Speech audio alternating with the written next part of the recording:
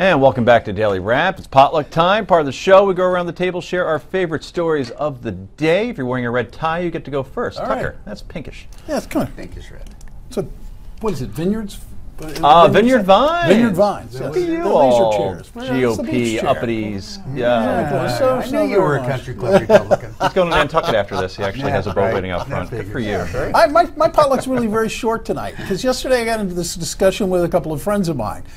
I came across a fact, and here's the question to you guys. Are you aware that the new stadium being built by the Minnesota Vikings is going to cost roughly $1 billion? Maybe a little bit more than that. The flight to Pluto has given us all these really cool pictures and amazing scientific discoveries and revelations cost about $750 million.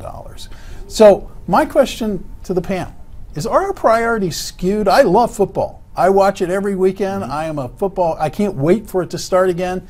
But if we're willing to spend $1 billion on a football stadium and only $750 million on a trip to Pluto, is something wrong? Can you play football on Pluto? No. Did you see that planet? Yes, I have. But here's It's like the old municipal stadium. What is the projected economic return? Oh, I knew that was coming. Of building you a can $1 billion monetize a stadium. That's precisely the problem. You can monetize a stadium. You can't monetize scientific research right away. Well, that kind of but answers the scientific question. research has always moved us forward in terms of progression and where we're going. I agree. So look at it. You'd actually have to do a calculation of net worth and all that stuff, Well, present value. I have a that billion may son-in-law return who is money a very quickly. mathematician who was a physicist. He could probably do the mathematical calculation for us. But that $1 billion stadium is probably going to bring more money into that community, probably, than the $750 million is going to pay off for us in the near future. And I can jump on that. So they wanted to build an outdoor stadium, but then they saw that financially,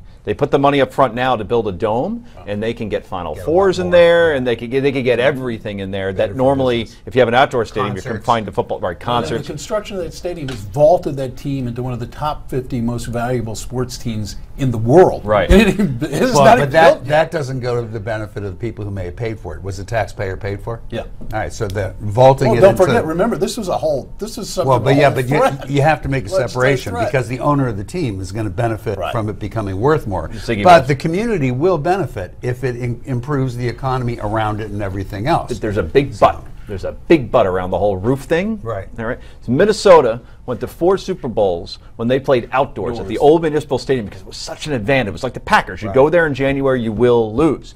Then they go to a dome and they become soft and they can't even get back to a Super Bowl. So the fans were saying, "Please build an outdoor stadium. We don't care about the cold." That's myth. What do you mean myth? It's myth. Teams win when they're the best team. I guess. And more teams that have won have been outdoor teams. Yeah, the dome teams, they put themselves in a cause and effect in there somewhere. Tell that we'll make one up. Isn't New England an indoor stadium? No, it's outdoors. Yes. Okay, I'm starting to change my The mind. Dolphins go up there, they're screwed. What about Seattle? Seattle's outdoors. It has a dome, the Seattle Dome. No, it's not. No, you're thinking of the Kingdom. Really? That went away like 30 years ago. As usual. Good night, everybody. I'm absolutely wrong. Stick to politics out here. Stick to politics. And Ohio State football. That you do know. Okay. That's outdoors. That's outdoors. Yes, we know that.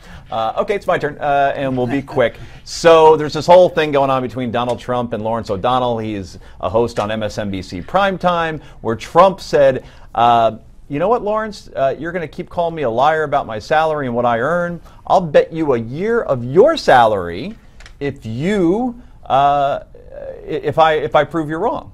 Right, and then Trump releases releases how much he's worth, and then O'Donnell goes nuts and says, "No, you don't make that much money on The Apprentice." But then, out of nowhere, decided to apologize last night and said, "Maybe I was wrong." But here is the thing: here's why he didn't take the bet from Trump. Roll it. Now, where I come from, no one settled their disagreements with bets because none of us had any money to bet. So, no, Donald, there won't be any bet because I would never bet about anything. I just don't bet, period. And I don't want to be in a story about Donald Trump. I want to cover this campaign.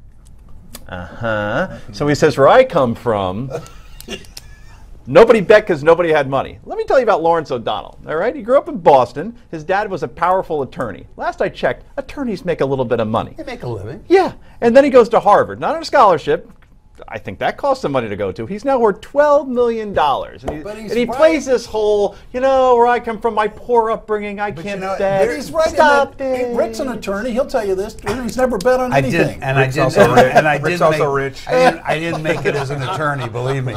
But it's a fascinating thing with Lawrence O'Donnell. I know you guys are big MSNBC watchers, right? Huge. Lawrence O'Donnell is possibly the smartest guy on that network. But I could never watch him because of his arrogance. It's really troublesome. But he was he was in a terrible accident about less than a year ago. Yeah, in the British Virgin Islands. And it changed him dramatically. And now he's kind of caught between the Lawrence O'Donnell of old Crazy Larry. and this newer, mellower guy. Wow. And he goes back and forth. Yeah, either way. Okay. Well, thank you for that. We appreciate it. Yay or nay is next. This is the Daily Wrap.